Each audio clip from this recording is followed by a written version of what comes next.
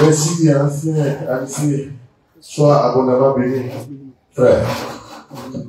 Voilà, c'est toujours un plaisir inégalé, n'est-ce pas, de me retrouver donc autour de cette table ronde qui devient de plus en plus mythique, n'est-ce pas, par rapport donc au sujet que nous traitons ici, par rapport donc à la vérité qui est apportée donc dans ce monde en proie aux faux prophètes, dans ce monde en proie aux mensonges.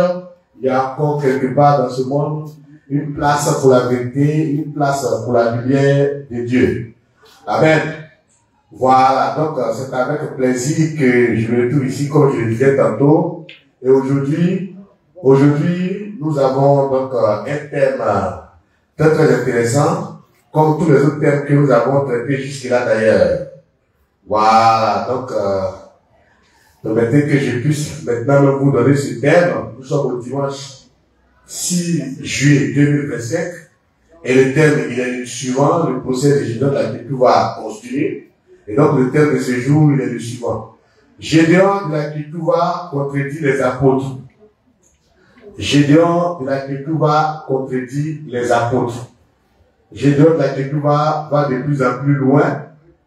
Le dimanche dernier déjà, nous travaillions sur le thème dans lequel il contredisait Jésus lui-même. Aujourd'hui, nous allons faire la lumière sur le fait qu'il en est arrivé, disons, à contredire les apôtres. Donc c'est un thème croustillant, c'est un thème épique. Gédéon de la Culture va contredire les apôtres.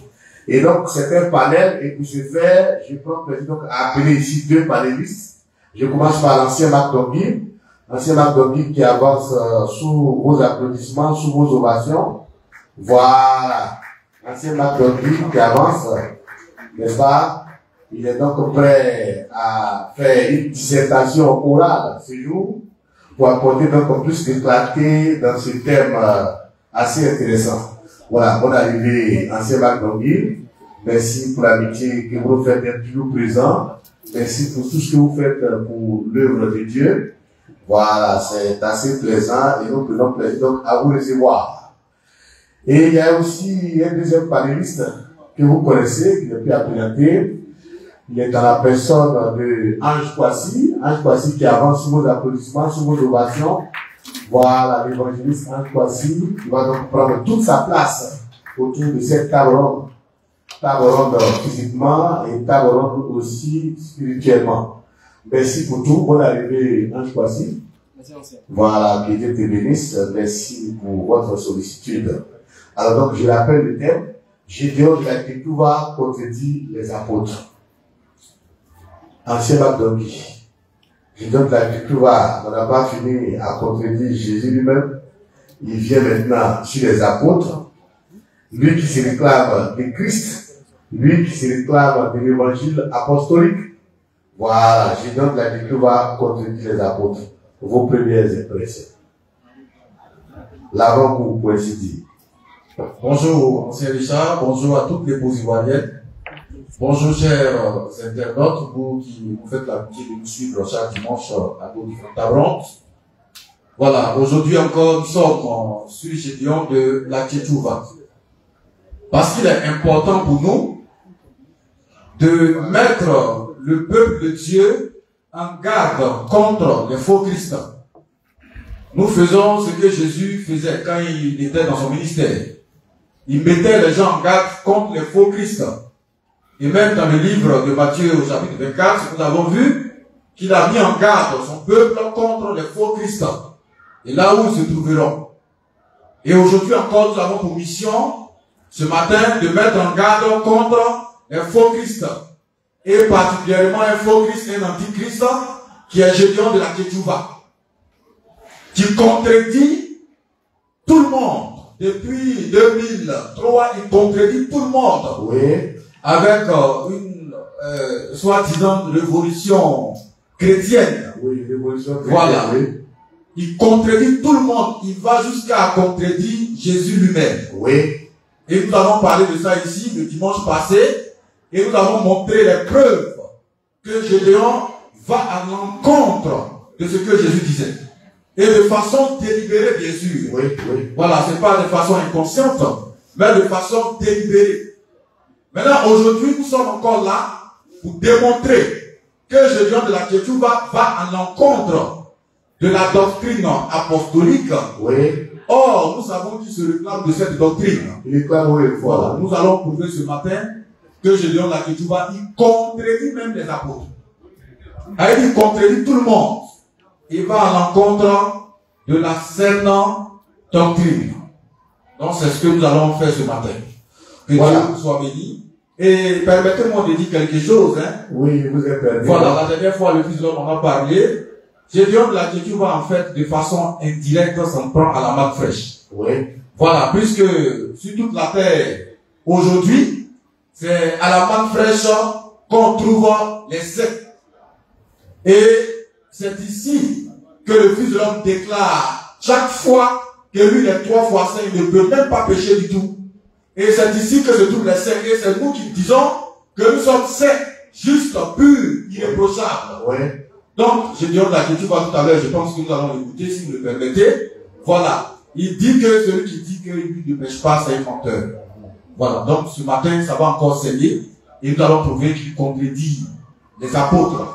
Oui, voilà. Oui. Merci beaucoup. Effectivement, bien avant de balancer l'élément vidéo, nous allons prendre vos premières impressions aussi à Kwasi, assez rapidement pour qu'on vienne aux éléments vidéo. Justement, par rapport au fait que je donne la Kétouba contredire Jésus lui-même, nous y reviendrons, c'est important. Je crois que c'est un thème global que nous traitons. Donc, il y a la possibilité, donc, de faire des interventions transversales, n'est-ce pas, sur le sujet d'aujourd'hui et également de venir sur ce qui avait été traité le dimanche passé. Je passe vos premières impressions. Ok, merci Ancien Richard. Bonjour à tous les internautes. Bonjour également à toutes les épouses ivoiriennes. Voilà, nous sommes encore très heureux d'être à cette table, Ancien Richard. La régie se tient prête. Voilà. Et je suis encore très heureux. Oui, oui, toujours. On va écouter certainement l'élément, après l'élément. D'accord. On va se prononcer. D'accord, merci pour votre amabilité. Donc, nous écoutons notre élément vidéo. Voilà. Et il a demandé au caméraman de regarder sur sa gauche. Voilà. Nous regardons donc l'élément vidéo. Nous ne parlons pas sans preuve.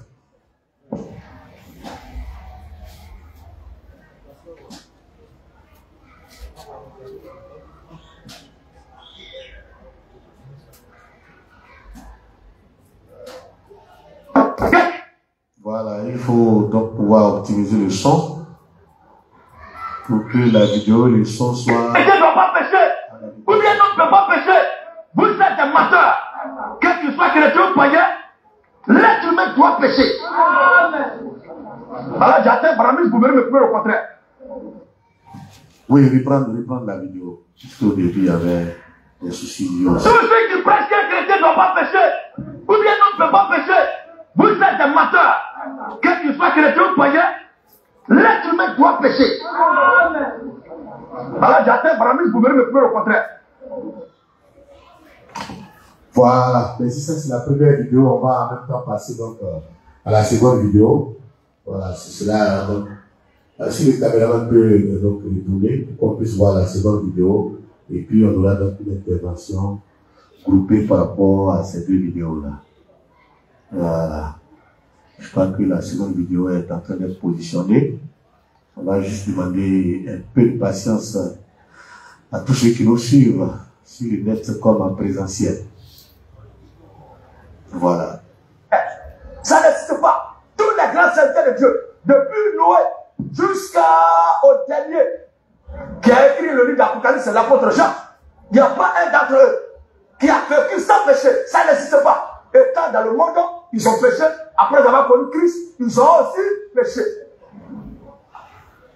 Voilà, merci beaucoup. Vous voyez que c'est clair, c'est limpide. Nous ne faisons pas des activations gratuites, n'est-ce pas? Ange Kwasi, je reviens à vous, puisque nous avons bien voulu attendre les éléments vidéo et audio, n'est-ce pas, pour que vous puissiez donc réagir.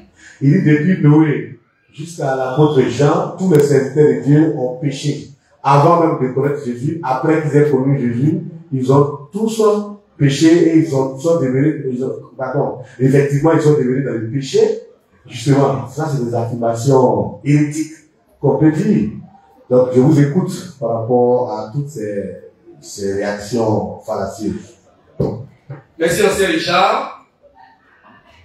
Voici ce que dit Gédéon de la Ketchouba. Tous ceux qui prêchent qu'un chrétien ne doit pas pécher, oui, ou un homme ne peut pas pécher, oui, vous êtes des menteurs. Nous sommes des menteurs, oui. Que tu sois païen ou chrétien, l'être humain doit pécher.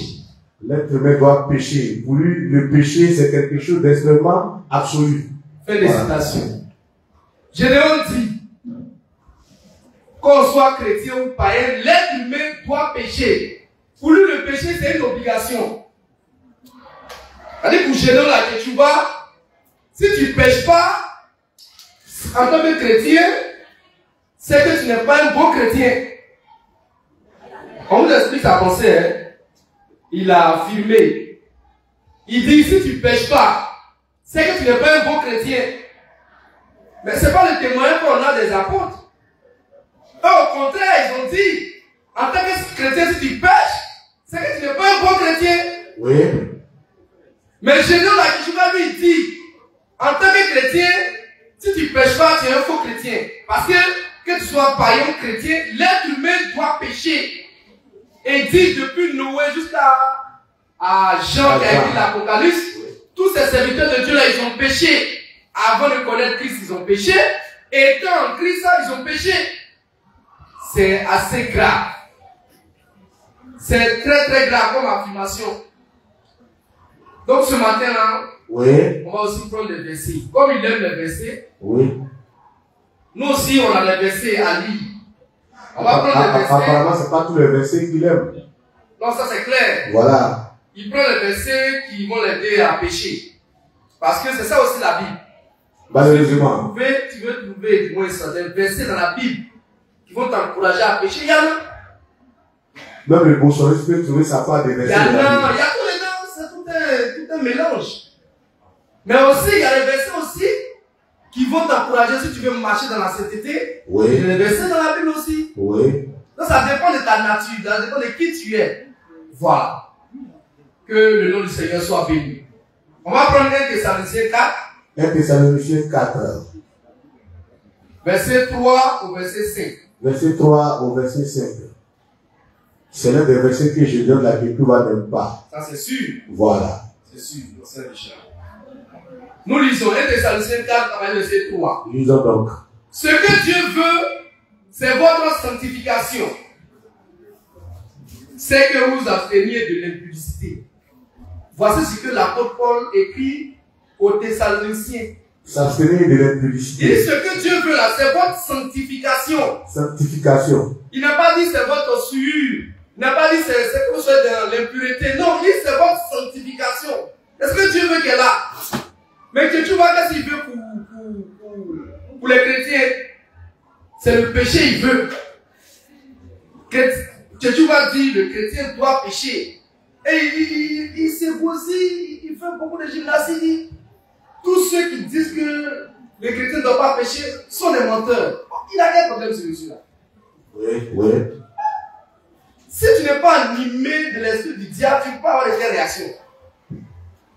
Je vais continuer la lecture. Au verset 4. Au verset 4, oui. C'est que chacun de vous sache posséder son corps dans la sainteté et dans l'honnêteté, sans vous livrer à une convoitise passionnée, comme le font les païens qui ne connaissent pas Dieu.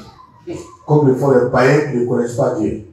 Donc ici, Paul montre que le païen et puis le chrétien, le véritable, n'ont pas la même manière de vivre. Et nous rappelons que Paul, c'est l'apôtre du Christ. Paul nous montre ici clairement que le païen et le véritable converti n'ont pas la même manière de marcher, n'ont pas la même manière de vivre. Il demande aux Thessaloniciens de ne pas faire comme les païens. Autrement dit, leur vie doit refléter un changement. Leur vie doit refléter la vie de Christ. Mais que tu vois, qu'est-ce qu'il nous sort? Il dit tout un chrétien, il dit tous ceux qui prêchent qu'un chrétien ne doit pas pécher, ou un homme ne peut pas pécher, vous êtes des menteurs. que tu sois chrétien ou païen, l'être humain doit pécher. C'est son droit là, je veux comprendre. C'est assez grave. C'est-à-dire qu'on doit pécher. Si on ne pêche pas là, c'est pas normal. C'est une obligation de Dieu. Oui, il faut pécher. Il faut pécher, d'après Jésus, il faut pécher. Mais c'est quel est ce prédicateur? Il est animé de quel esprit? Pour demander aux gens de pécher. Il péchait. Pécher, allez-y, pécher. Mais c'est grave. Donc on ne va pas se taire face à de telles déclarations. Il faut que nous aussi on sorte. Et qu'on dise non, ça c'est pas l'évangile de Christ. On nous demande un truc sur les réseaux, on dit mais prêcher Christ. Vous êtes là. Mais prêcher Christ c'est quoi? C'est de dénoncer aussi les faussaires, comme tu vois. C'est de dénoncer ceux qui ne prêchent pas Christ. Oui monsieur, c'est ça prêcher Christ. C'est pas de dire Jésus t'aime, donnez vos vies à Jésus. Ça c'est pas prêcher Christ. Ça c'est prêcher Satan, le diable. Prêcher Christ, c'est de dénoncer les faussaires. Comme que tu vois, tout le monde se montre prêcher Christ. Et Christ est glorifié. Parce qu'on est en train de démasquer les faussaires. Donc on sait Richard. Oui. C'est assez grave comme déclaration. Oui. Venant d'un soi-disant missionnaire qui est venu pour une révolution dite chrétienne. C'est ça. Mais pourquoi la révolution ici? Si le chrétien doit vivre comme le païen, il n'y a rien de révolutionnaire. C'est toute une continuité. Oui. Il n'y a pas de révolution, il n'y a pas de changement, il n'y a pas de nouveau. Il n'y a rien de nouveau. Je dis moi n'apporte rien de nouveau. Si le chrétien doit vivre comme le païen, que Dieu soit béni. Merci, effectivement, que tu vas en apporter.